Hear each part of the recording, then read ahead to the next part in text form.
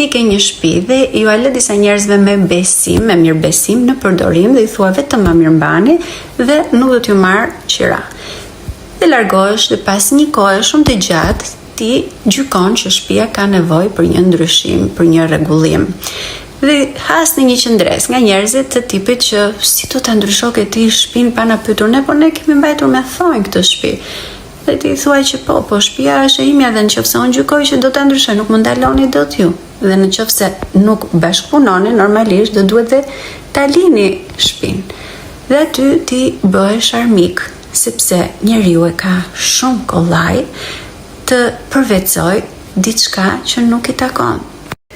Dhe përveç kësaj, kur ti merr mbrapsht shtëpinë, shikon që shtëpia ishte pothuajse gati në rënim dhe vetëm i shërbeje atyre që ta mirëmbanin, po në fakt ata mirëmbanin vetëm veten e tyre.